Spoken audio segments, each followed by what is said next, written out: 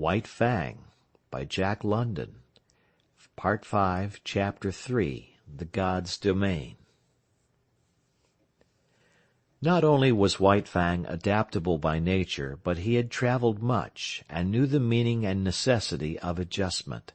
Here in Sierra Vista, which was the name of Judge Scott's place, White Fang quickly began to make himself at home. He had no further serious trouble with the dogs. They knew more about the ways of the Southland gods than did he, and in their eyes he had qualified when he accompanied the gods inside the house.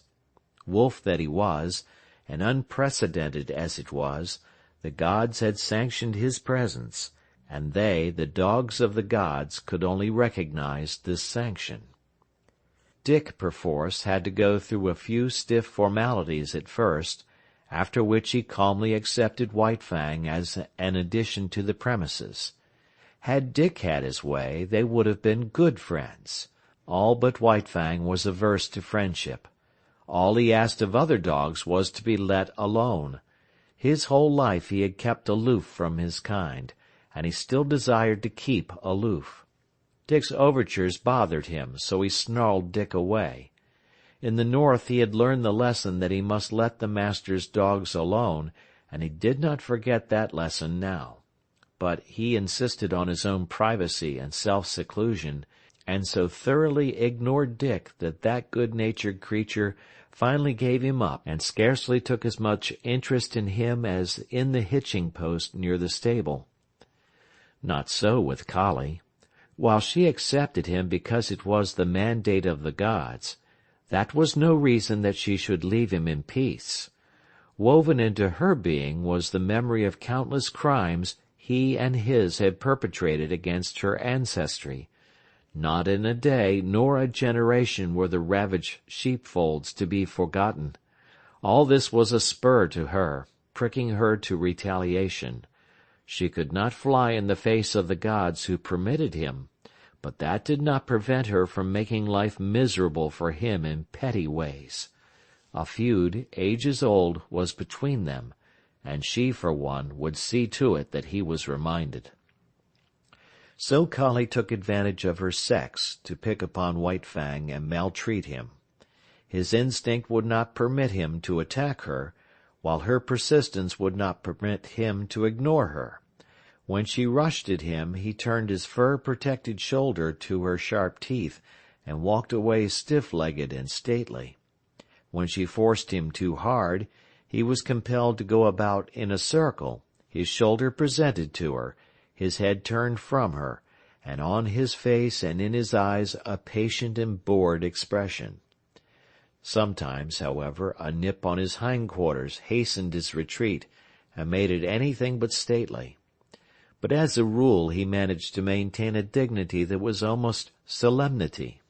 He ignored her existence whenever it was possible, and made it a point to keep out of her way. When he saw or heard her coming, he got up and walked off. There was much in other matters for White Fang to learn. Life in the Northland was simplicity itself when compared with the complicated affairs of Sierra Vista. First of all, he had to learn the family of the master. In a way he was prepared to do this, as Mitsa and Klukooch had belonged to Grey Beaver, sharing his food, his fire, and his blankets, so now at Sierra Vista belonged to the love-master all the denizens of the house. But in this matter there was a difference, and many differences. Sierra Vista was a far vaster affair than the tepee of Grey Beaver. There were many persons to be considered. There was Judge Scott, and there was his wife. There were the master's two sisters, Beth and Mary. There was his wife Alice, and then there were his children, Whedon and Maud, toddlers of 4 and 6. There was no way for anybody to tell him about all these people, and of blood ties and relationship he knew nothing whatever, and never would be capable of knowing. Yet he quickly worked it out that all of them belonged to the master. Then, by observation, whenever opportunity offered, by study of action, speech, and the very intonations of the voice, he slowly learned the intimacy and the degree of favor they enjoyed with the master. And by this ascertained standard, White Fang treated them accordingly. What was of value to the master he valued. What was dear to the master was to be cherished by White Fang and guarded carefully. Thus it was with the two children. All his life he had disliked children. He hated and feared their hands. The lessons were not tender that he had learned of their tyranny and cruelty in the days of the Indian villages. When Weedon and Maud had first approached him, he growled warningly and looked malignant. A cuff from the master and a sharp word had then compelled him to permit their caresses, though he growled and growled under their tiny hands, and in the growl there was no crooning note. Later he observed that the boy and girl were of great value in the master's eyes. Then it was that no cuff nor sharp word was necessary before they could pat him. Yet White Fang was never effusively affectionate. He yielded to the master's children with an ill but honest grace, and endured their fooling as one would endure a painful operation. When he could no longer endure, he would get up and stalk determinedly away from them. But after a time he grew even to like the children. Still he was not demonstrative. He would not go up to them. On the other hand, instead of walking away at sight of them, he waited for them to come to him. And still later, it was noticed that a pleased light came into his eyes when he saw them approaching, and that he looked after them with an appearance of curious regret when they left him for other amusements. All this was a matter of development, and took time. Next in his regard, after the children, was Judge Scott. There were two reasons, possibly, for this. First, he was evidently a valuable possession of the master's, and next, he was undemonstrative. White Fang liked to lie at his feet on the wide porch when he read the newspaper, from time to time favoring White Fang with a look or a word, untroublesome tokens that he recognized White Fang's presence and existence. But this was only when the master was not around. When the master appeared, all other beings ceased to exist so far as White Fang was concerned. White Fang allowed all the members of the family to pet him and make much of him, but he never gave to them what he gave to the master. No caress of theirs could put the love croon into his throat, and try as they would, they could never persuade him into snuggling against them. This expression of abandon and surrender, of absolute trust, he reserved for the master alone. In fact, he never regarded the members of the family in any other light than possessions of the love-master. Also, White Fang had early come to differentiate between the family and the servants of the household. The latter were afraid of him, while he merely refrained from attacking them. This because he considered that they were likewise possessions of the master. Between White Fang and them existed a neutrality, and no more. They cooked for the master and washed the dishes and did other things just as Matt had done up in the Klondike. They were, in short, appurtenances of the household. Outside the household there was even more for White Fang to learn. The master's domain was wide and complex, yet it had its metes and bounds. The land itself ceased at the county road. Outside was the common domain of all gods, the roads and streets. Then inside other fences were the particular domains of other gods. A myriad laws governed all these things and determined conduct, yet he did not know the speech of the gods, nor was there any way for him to learn save by experience. He obeyed his natural impulses until they ran him counter to some law. When this had been done a few times, he learned the law, and after that observed it. But most potent in his education was the cuff of the master's hand, the censure of the master's voice. Because of White Fang's very great love, A cuff from the master hurt him far more than any beating Grey Beaver or Beauty Smith had ever given him. They had hurt only the flesh of him. Beneath the flesh the spirit had still raged, splendid and invincible. But with the master, the cuff was always too light to hurt the flesh. Yet it went deeper. It was an expression of the master's disapproval, and White Fang's spirit wilted under it. In point of fact, the cuff was rarely administered. The master's voice was sufficient. By it, White Fang knew whether he did right or not. By it, he trimmed his conduct and adjusted his actions. It was the compass by which he steered and learned to chart the manners of a new land and life. In the Northland, the only domesticated animal was the dog. All other animals lived in the wild, and were, when not too formidable, lawful spoil for any dog. All his days White Fang had foraged among the live things for food. It did not enter his head that in the Southland it was otherwise. But this he was to learn early in his residence in Santa Clara Valley. Sauntering around the corner of the house in the early morning, he came upon a chicken that had escaped from the chicken yard. White Fang's natural impulse was to eat it. A couple of bounds, a flash of teeth, and a frightened squawk, and he had scooped in the adventurous fowl. It was farm-bred and fat and tender, and White Fang licked his chops and decided that such fare was good. Later in the day, he chanced upon another stray chicken near the stables. One of the grooms ran to the rescue. He did not know White Fang's breed, so for weapon he took a light buggy whip. At the first cut of the whip, White Fang left the chicken for the man. A club might have stopped White Fang, but not a whip. Silently, without flinching, he took a second cut in his forward rush, and as he leaped for the throat the groom cried out, "My God!" and staggered backward. He dropped the whip and shielded his throat with his arms.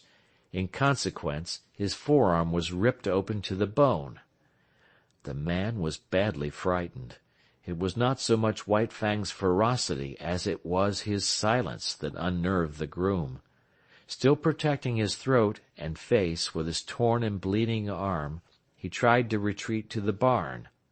And it would have gone hard with him had not Collie appeared on the scene.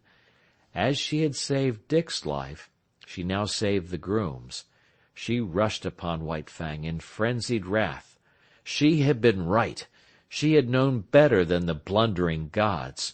All her suspicions were justified. Here was the ancient marauder up to his old tricks again.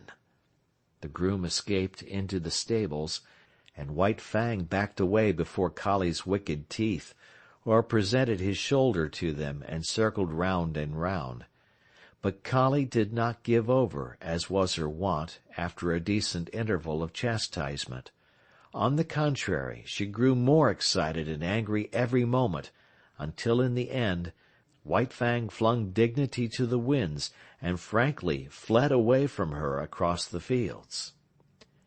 "He'll learn to leave chickens alone," the master said, "but I can't give him the lesson until I catch him in the act." 2 nights later came the act, but on a more generous scale than the master had anticipated. White Fang had observed closely the chicken yards and the habits of the chickens. In the night time, after they had gone to roost, he climbed to the top of a pile of newly hauled lumber. From there he gained the roof of a chicken house, passed over the ridge-pole, and dropped to the ground inside. A moment later he was inside the house, and the slaughter began.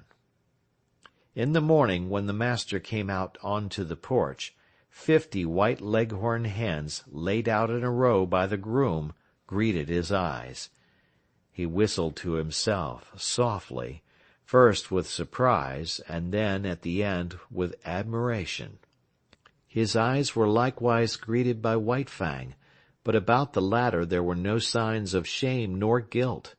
He carried himself with pride, as though, forsooth, he had achieved a deed praiseworthy and meritorious.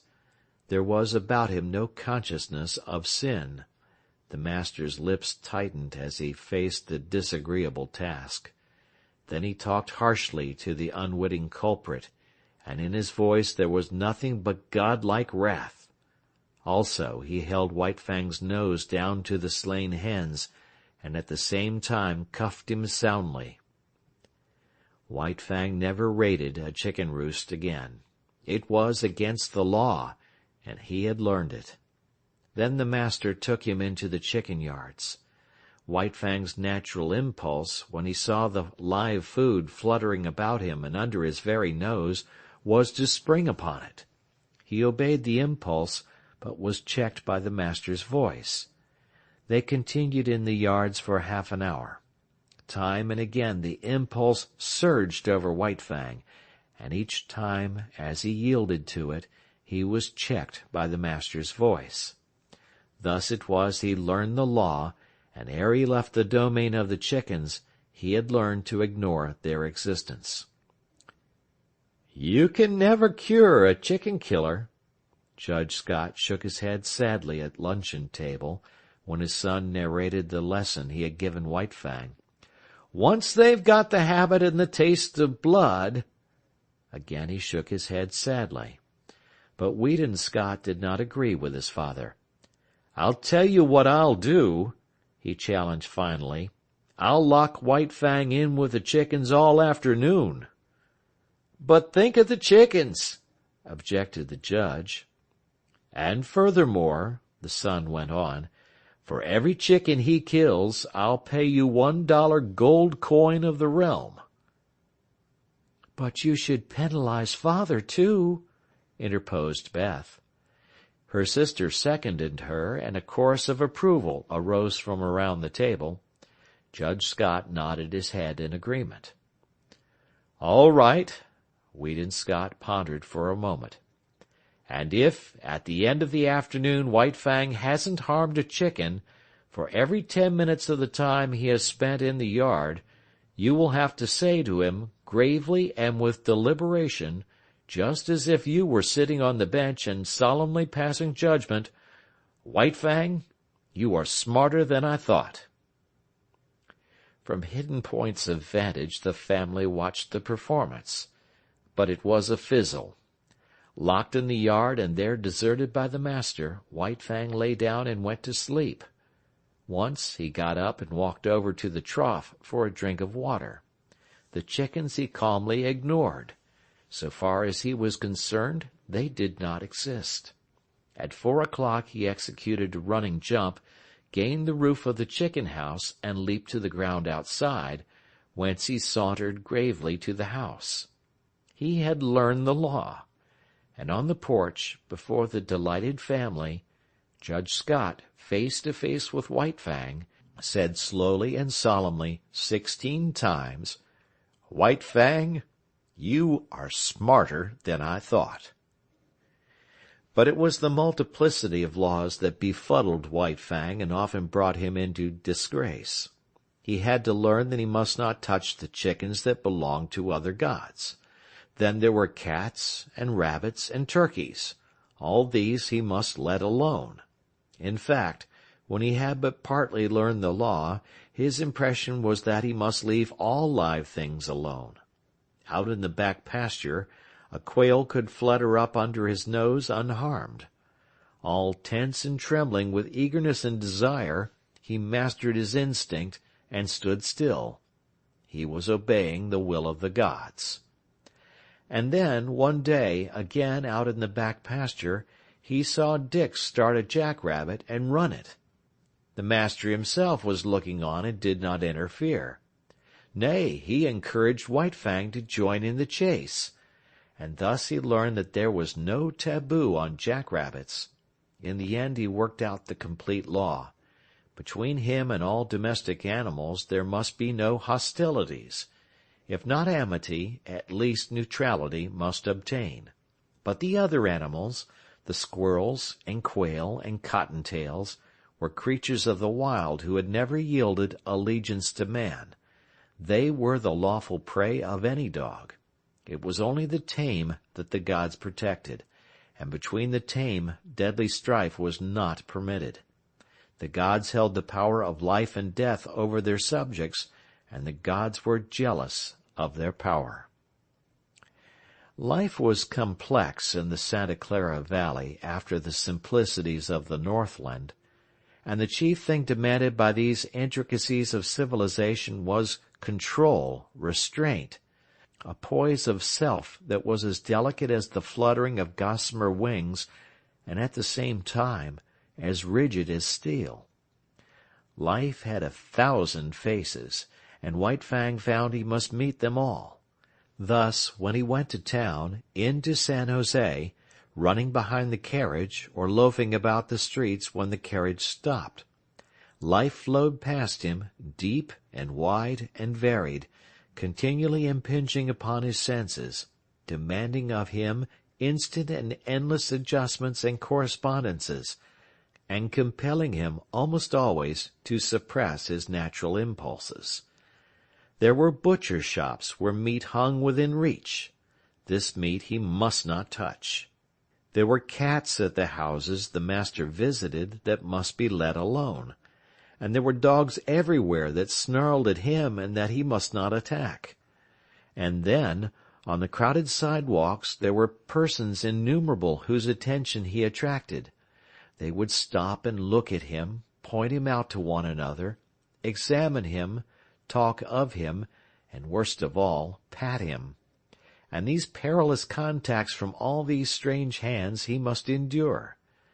Yet this endurance he achieved. Furthermore, he got over being awkward and self-conscious. In a lofty way he received the attentions of the multitudes of strange gods. With condescension he accepted their condescension. On the other hand, there was something about him that prevented great familiarity. They patted him on the head and passed on, contented and pleased with their own daring. But it was not all easy for White Fang. Running behind the carriage in the outskirts of San Jose, he encountered certain small boys who made a practice of flinging stones at him. Yet he knew that it was not permitted him to pursue and drag them down. Here he was compelled to violate his instinct of self-preservation, and violate it he did, for he was becoming tame and qualifying himself for civilization. Nevertheless, White Fang was not quite satisfied with the arrangement. He had no abstract ideas about justice and fair play, but there is a certain sense of equity that resides in life, and it was this sense in him that resented the unfairness of his being permitted no defense against the stone-throwers. He forgot that in the covenant entered into between him and the gods, they were pledged to care for him and defend him. But one day the master sprang from the carriage, whip in hand, and gave the stone-throwers a thrashing. After that they threw stones no more, and White Fang understood and was satisfied. One other experience of similar nature was his. On the way to town, hanging around the saloon at the crossroads, were 3 dogs that made a practice of rushing out upon him when he went by. Knowing his deadly method of fighting, the master never ceased impressing upon White Fang the law that he must not fight. As a result, having learned the lesson well, White Fang was hard put whenever he passed the crossroads saloon. After the first rush, each time, his snarl kept the 3 dogs at a distance, but they trailed along behind, yelping and bickering and insulting him. This endured for some time.